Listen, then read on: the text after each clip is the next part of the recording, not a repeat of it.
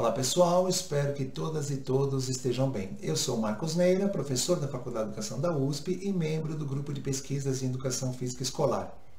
É um coletivo majoritariamente composto por professoras e professores que atuam na educação básica, realizam experiências pedagógicas e produzem conhecimentos sobre a perspectiva cultural da educação física, também chamada Currículo Cultural da Educação Física ou simplesmente Educação Física Cultural. Esta é uma das videoaulas da disciplina de pós-graduação EDM 5201, Currículo Cultural da Educação Física, Perspectivas Política, Epistemológica e Pedagógica. Um trabalho realizado em parceria com os meus amigos Mário Nunes, da Unicamp, e Wilson Alviano, da Universidade Federal de Juiz de Fora. E o objetivo desta videoaula, somada à leitura da bibliografia, é indicado. O que não deixa de ser também um objetivo da disciplina é que você possa classificar as teorias curriculares da educação física. Nós recomendamos e deixamos afixado nos comentários a leitura do capítulo desse livro, chamado Teorização Curricular da Educação Física, e também a leitura deste artigo do professor Mário Nunes, em parceria com a professora Kátia Rubio, Os Currículos da Educação Física e a Constituição da Identidade dos Sujeitos. Bom, para iniciarmos a nossa conversa, é bom lembrar que nós vamos abordar lá do final do século XVIII até os anos atuais, passando pelo século XX. O final do século XVIII se justifica porque é justamente o momento da criação, da invenção, da produção dos métodos ginásticos que, com o passar do tempo, foram se transformando e se tornaram a educação física que nós temos hoje, que nós conhecemos hoje. É importante, no entanto, lembrar vocês que a escola e, portanto, a educação física são concebidas num momento, numa outra configuração da sociedade que nós vamos aqui chamar de sociedade de castas. Na sequência, vivemos um outro desenho social, que é a sociedade de classes, e por último, chegamos neste desenho agora, que é a sociedade em formato de rede ou em formato de tecido, de teia. Nós temos, portanto, mudanças na sociedade que desencadearam mudanças no pensamento pedagógico, mudanças na função da escola e, consequentemente, mudanças também nos currículos da educação física. Então, diferentemente de outras propostas, de outras obras da área que também abordam o mesmo tema, nós tomamos como referência o desenho social, a mudança no pensamento pedagógico e, por último, a mudança no pensamento da educação física, no currículo da educação física, ou esse processo que nós fazemos na bibliografia comentada, que é a teorização do currículo da educação física. Então, nesta sociedade, como vocês bem percebem, em que uma grande parcela estava situada nessa elipse maior, ou seja, muito provavelmente todos os nossos antepassados aqui situados neste lugar, sem contato, sem conexão, sem forma, sem alternativa de transição, de mudança de posição. Então, aqui este seleto grupo concebeu a escola para si próprio e vinha trabalhando na escola, e vinha pensando a escola, e vinha pensando nos objetivos da educação nesse sentido. Então, é importante lembrar que a escola foi pensada inicialmente para um grupo, para um segmento da sociedade bastante restrito. E é nesse contexto que surge a pedagogia tradicional, que um dos autores que nós nos referenciamos faz um paralelo entre a pedagogia tradicional e os currículos tradicionais. A pedagogia tradicional tinha como objetivo principal cultivar um modo de vida, um pensamento, aquilo que um determinado grupo muito particular, justamente este da pequena elipse aqui, entendia como cultura. O tempo passa, a sociedade vai sofrendo transformações muito importantes. Nós saímos de um desenho e de uma estrutura econômica baseada no sistema agrário exportador, e vamos aqui no Brasil lentamente nos industrializando. O Brasil, entre o finalzinho do século XIX até aproximadamente os anos 30, 40 do século passado, vai também, além de se industrializar lentamente, também vai se urbanizando. É evidente que a sociedade mudou, o desenho social deixa de ser um desenho social em castas, passa a ser um desenho social em classes. Então nós temos aqui uma estrutura piramidal com uma base, com uma quantidade muito grande de pessoas, e na medida que se avança na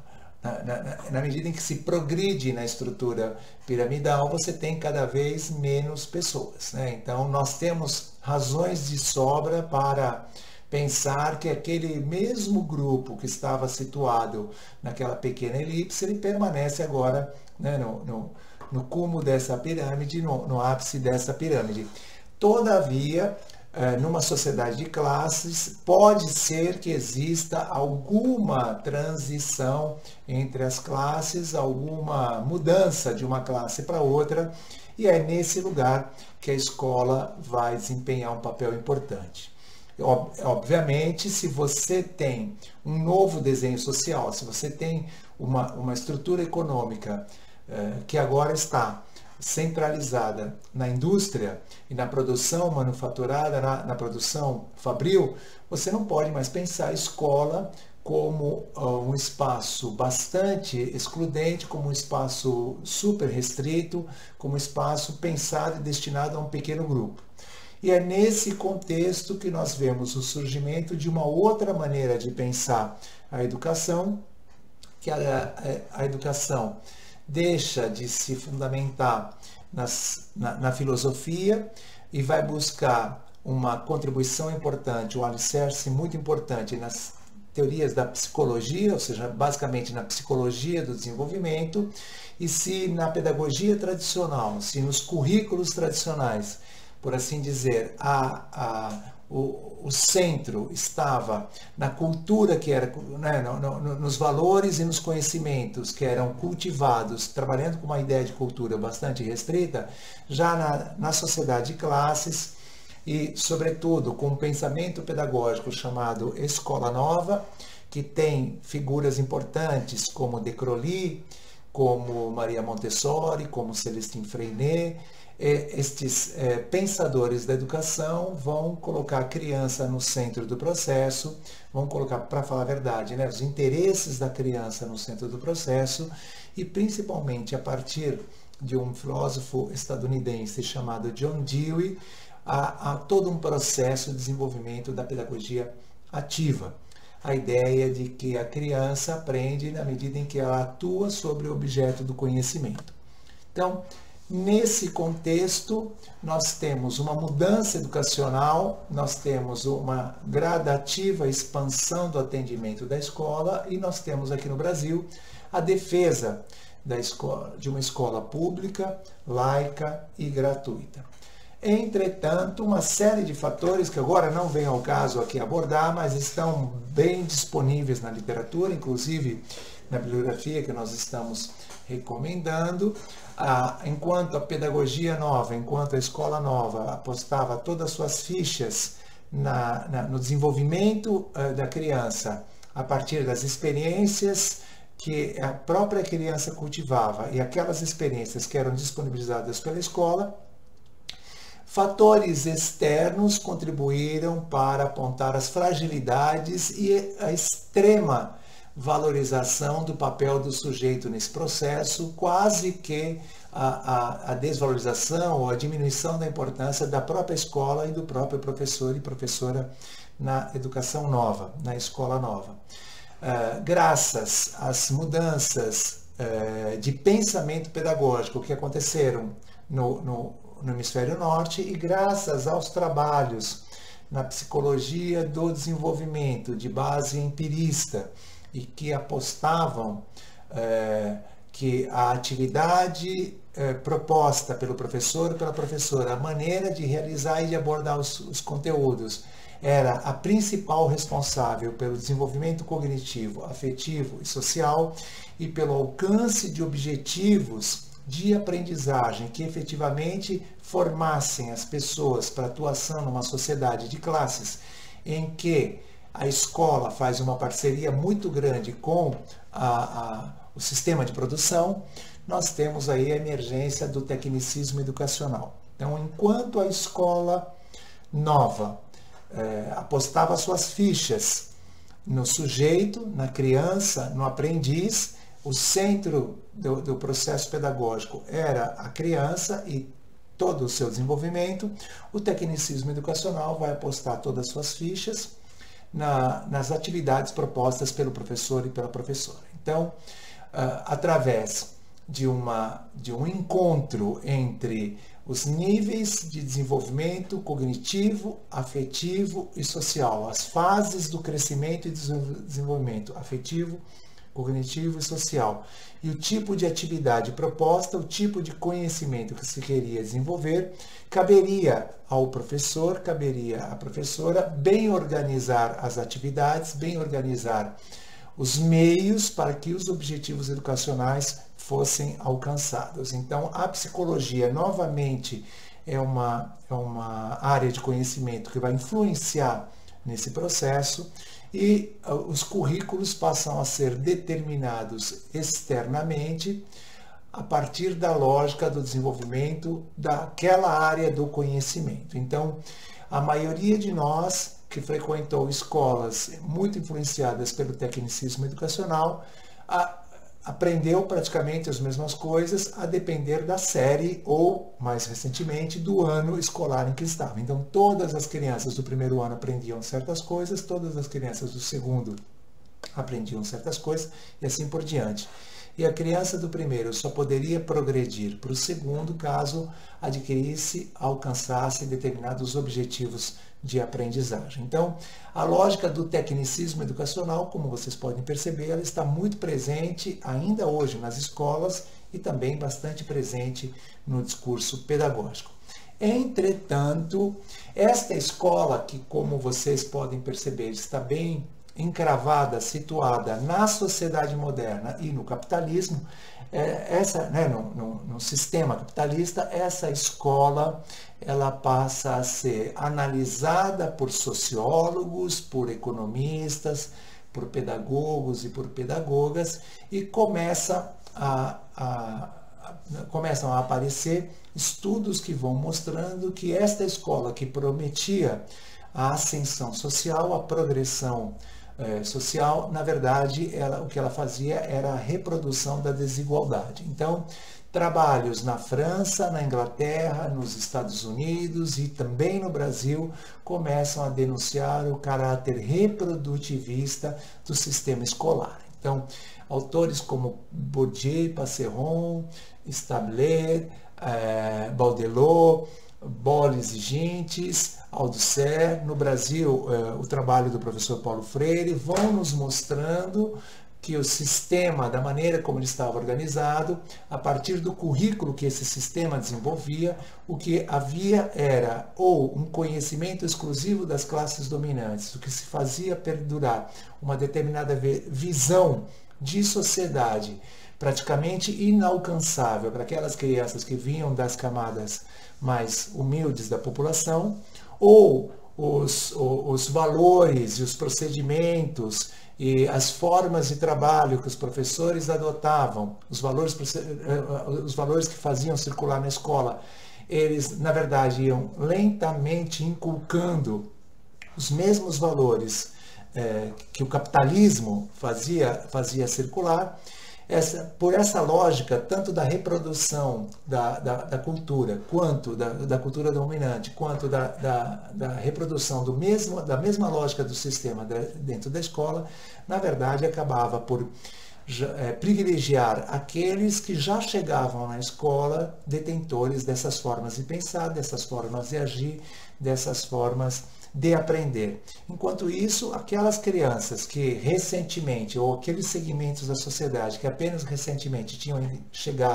alcançado a educação, acumulavam repetências, acumulavam reprovações e acabavam se sendo excluídas do sistema. Muitas vezes essa autoexclusão, quando acontecia, ela acontecia porque as pessoas eram levadas a crer que não estavam, que o seu destino não era se escolarizar e progredir dentro desse sistema. Graças às teorias críticas que fizeram análises de várias correntes críticas, não exclusivamente do marxismo, mas também a partir da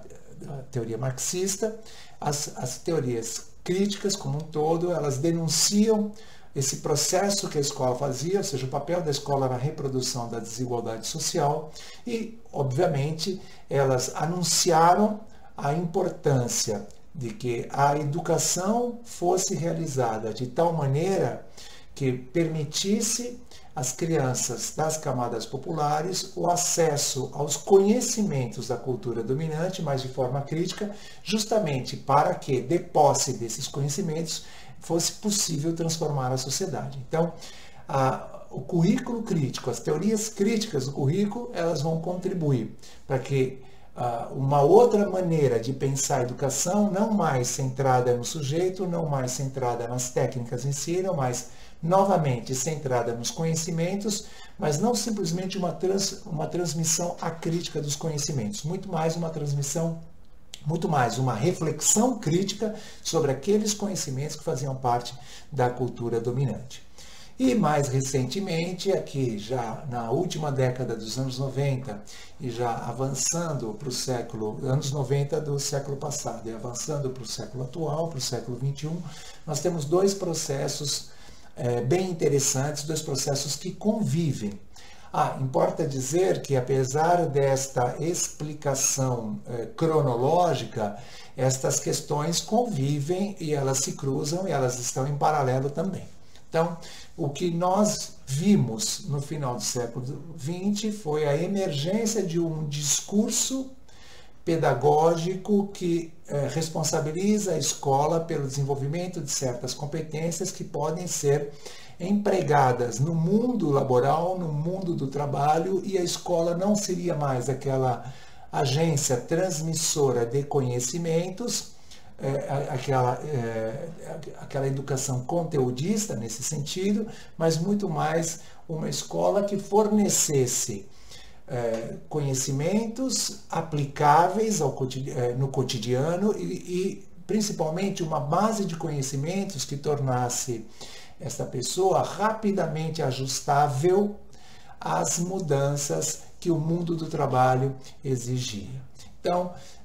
é óbvio que isso é muito perceptível, nós percebemos que algumas profissões vão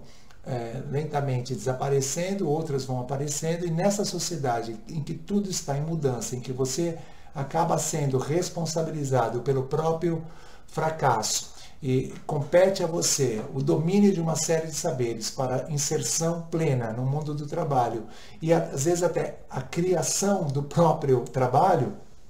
nesse sentido que surge a pedagogia das competências, que para alguns autores é chamada de neotecnicismo educacional. Então, há uma mudança muito importante no processo de ensino, as atividades não mais expositivas, não mais dialogadas, mas um ensino baseado principalmente na resolução de problemas. Reaparece o discurso das metodologias ativas, da sala de aula invertida e de tantas e tantas outras dinâmicas de trabalho alinhadas ao desenvolvimento das competências. E aqui, competências, nós estamos entendendo como a capacidade de mobilizar conhecimentos de diversas ordens para a solução de um problema que muda conforme o contexto, muda conforme a situação, muda conforme o tempo. Mas, ao mesmo tempo em que nós vemos a emergência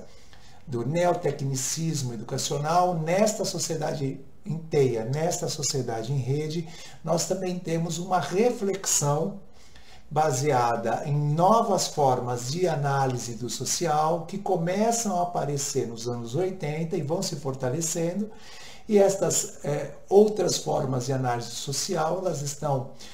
especialmente centradas em três conceitos muito importantes. Primeiro, uma certa ideia de cultura,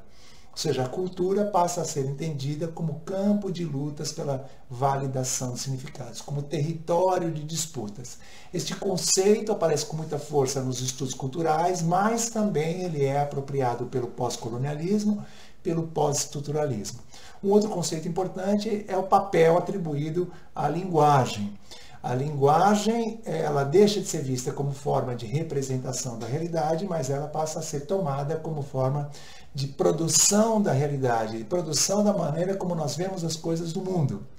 Então, a cultura está no centro do processo e essa cultura ela circula principalmente por meio da produção discursiva, por meio da linguagem. Então, essa primeira ideia, os teóricos chamam de virada cultural, colocando a cultura no centro do processo, e esta outra ideia de que a linguagem passa a ser entendida como forma de produção da realidade, nós vemos na literatura como virada linguística. A noção de cultura, o papel atribuído à linguagem e principalmente o lugar da diferença. Há toda uma discussão muito importante sobre como as práticas do cotidiano e como principalmente os discursos colocados em circulação, os discursos produzidos, inventados e colocados em circulação vão produzindo as diferenças, ou seja, vão colocando determinados segmentos em determinadas situações, determinadas pessoas, colocando em certas situações, em certas posições de sujeito. Então, tanto o pós-estruturalismo, quanto o pós-colonialismo, quanto os estudos culturais, quanto a teoria queer, quanto os estudos feministas, quanto as filosofias da diferença, elas estão bem sensíveis, bem atentas, bem preocupadas nessas outras maneiras de analisar a sociedade, é o lugar que as diferenças ocupam e a maneira de produção das diferenças, ou seja, essas formas de análise social, elas estão muito preocupadas da maneira como as diferenças são produzidas, elas estão interessadas em combater a produção das diferenças para que possamos alcançar uma sociedade menos desigual, para que possamos produzir sujeitos solidários. Então, a teorização pós-crítica ela é incorporada na teoria curricular, no debate curricular de maneira geral e na educação de várias maneiras. Então, nós temos visto a escola assumindo um outro papel, né, no finalzinho do século XX e agora, né, nas duas primeiras décadas do século XXI, em que nós temos propostas, nós temos uma proposta de uma educação inclusiva, nós temos uma proposta de uma educação quilombola, de uma educação que seja combativa a todas as formas de fascismo, nós temos uma proposta de uma educação e de um currículo que sejam inclusivos na sua maneira de pensar, de agir, etc. Então, esta ideia de que todas as pessoas agora, elas, ao frequentarem a escola, todas elas são bem-vindas, e a escola é um lugar em que todos os projetos de vida, evidentemente, né, democráticos, etc., precisam ser exaltados. Esta é uma ideia bastante apoiada e fundamentada, inspirada na teorização pós-crítica. Pois bem, e qual é o lugar da educação física nesse processo? É evidente que o surgimento como métodos ginásticos levou a pedagogia tradicional a incorporar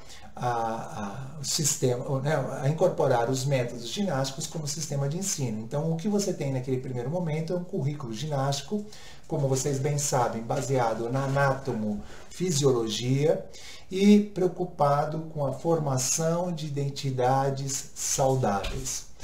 Num segundo momento, já na escola nova, nós temos a exaltação do esporte, uma sociedade que vai se industrializando, a ginástica passa a ser tomada como algo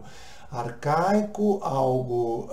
sem sentido, algo fora de, né, anacrônico, fora de questão, e o esporte vem, ao longo da primeira metade do século XX, ganhando cada vez mais visibilidade. Importante dizer que os primeiros currículos de formação de professores não privilegiavam esse tipo de prática corporal. Isso acontece ao longo da primeira metade do século XX, o esporte vai ganhando cada vez mais espaço e, como vocês bem sabem,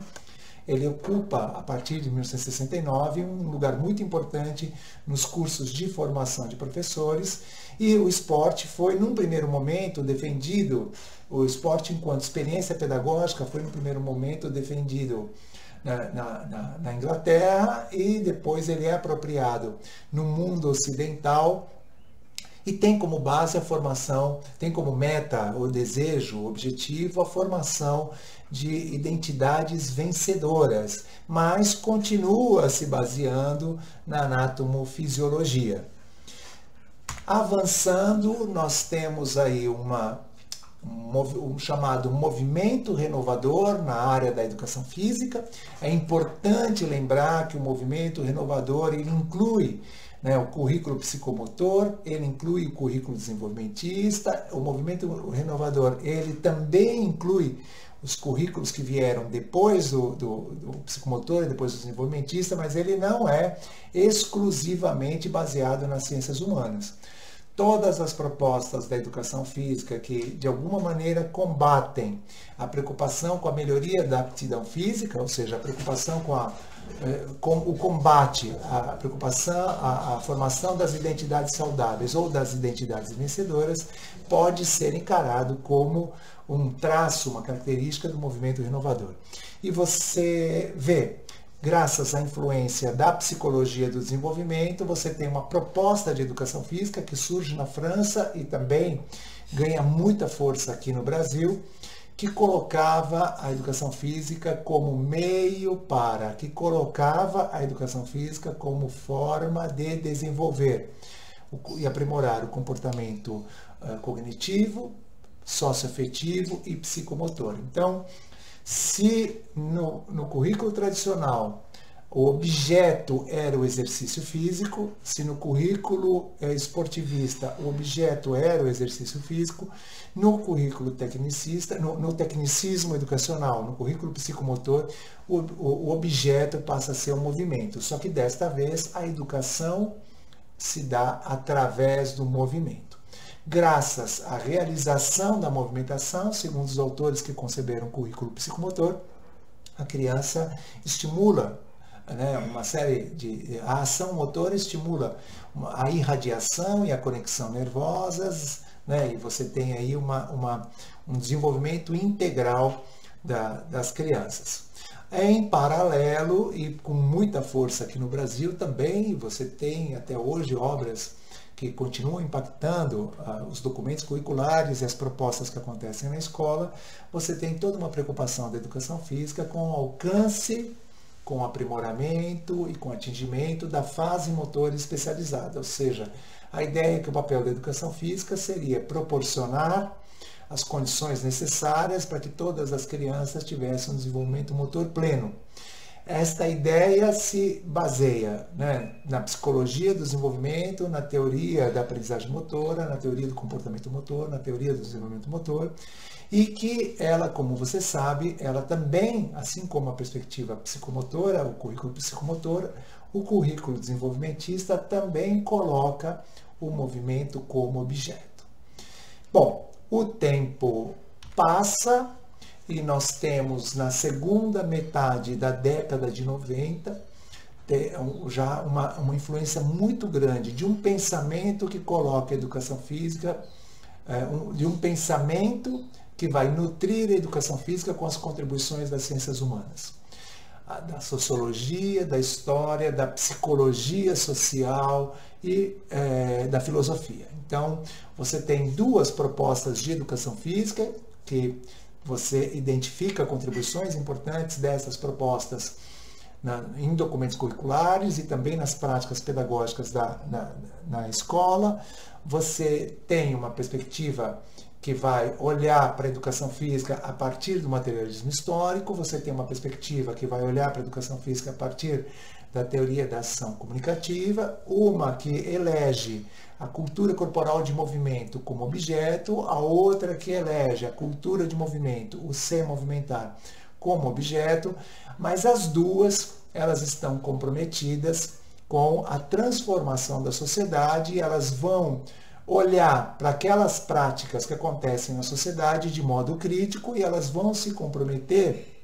com a mudança da maneira como as pessoas enxergam o seu lugar na sociedade, do papel da escola nesse processo e do papel da cultura de movimento, vamos dizer dessa maneira, para agregar as suas propostas, do papel da cultura de movimento na constituição das pessoas. Então, entender a contribuição dos currículos críticos no campo da educação física é afastar-se da preocupação com o desenvolvimento motor, da preocupação com a melhoria da aptidão física, da preocupação com o desempenho, afastar-se da preocupação com o desempenho esportivo, mas entender muito bem como que essas práticas corporais elas vão se transformando, qual é o papel que elas desempenham na disseminação da representação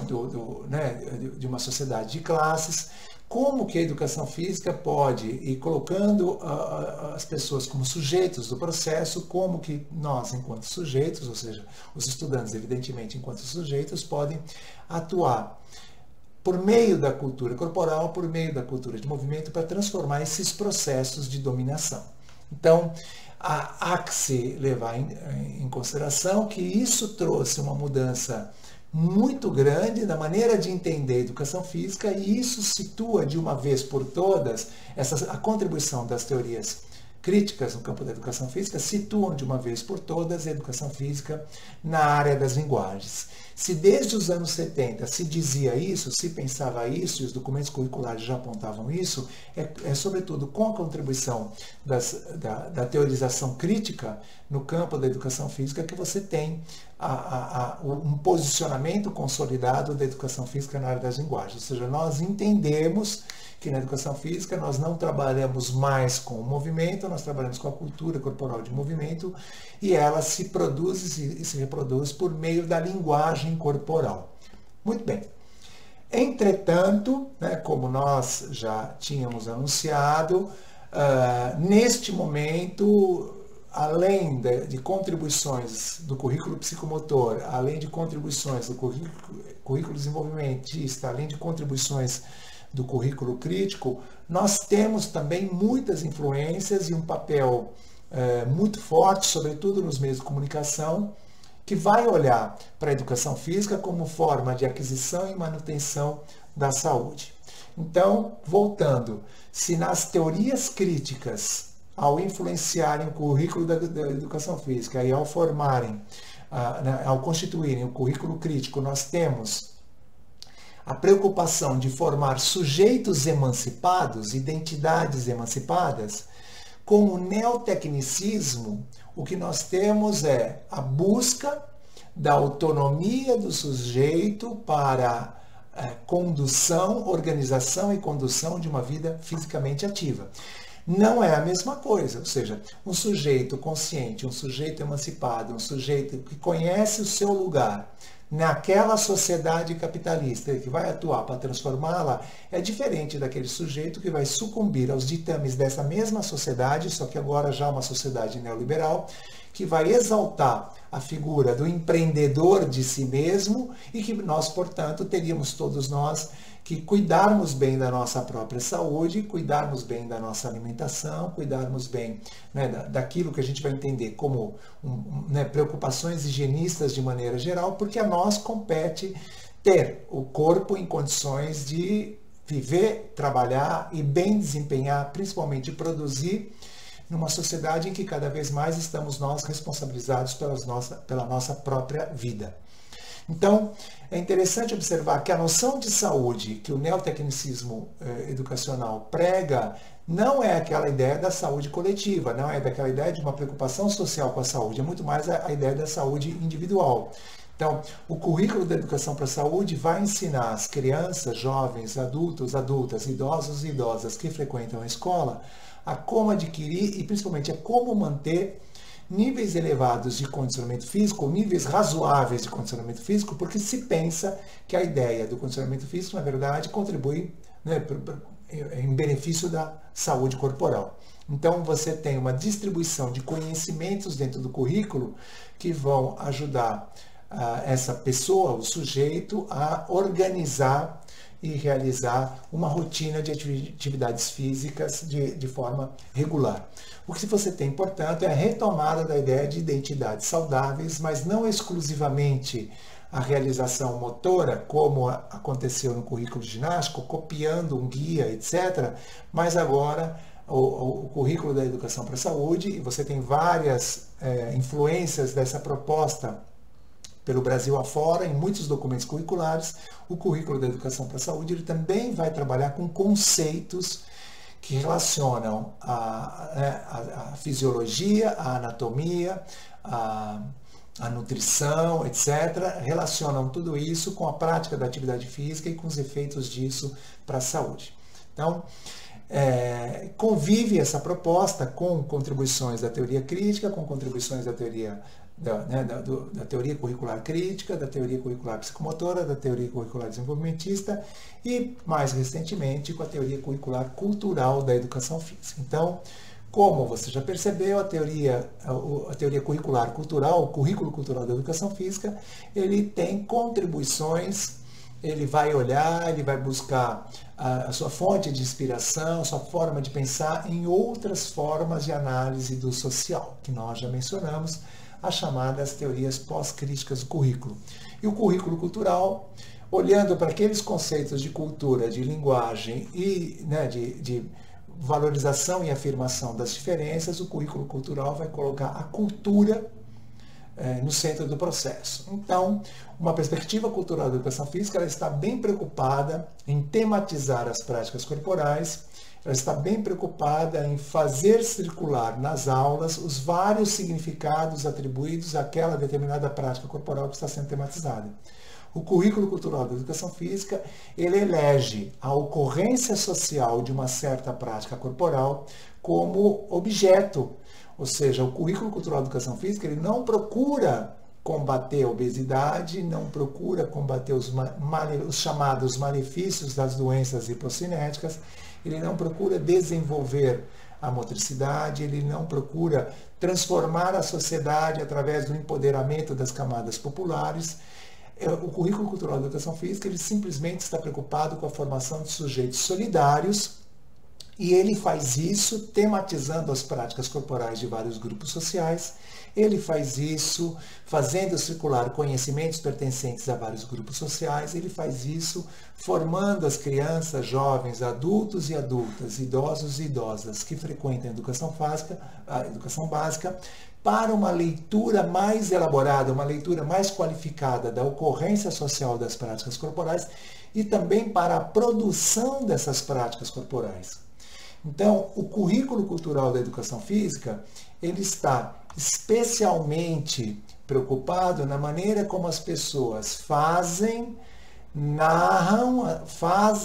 narram as práticas corporais e da maneira como as pessoas se posicionam a si mesmas no meio desse emaranhado que existe na sociedade, desse emaranhado de saberes que circulam ao redor e dentro das práticas corporais. Então, fizemos uma passagem muito rápida, muito acelerada. A gente recomenda que você acesse a bibliografia que nós estamos sugerindo para que você possa aprofundar esses conhecimentos. Agradecemos muitíssimo a sua atenção e nos vemos na aula remota. Um abraço e até lá!